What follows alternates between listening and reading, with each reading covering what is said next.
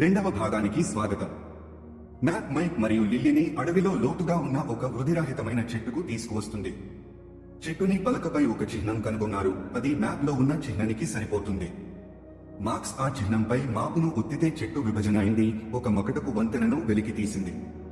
చేతులు పట్టుకుని మార్క్స్ మరియు లిల్లీ ఆ వంతెనను దాటారు. తమ ప్రపంచాన్ని వదిలి వారు మరిచిపోయిన రాజ్యానికి చేరుకున్నారు.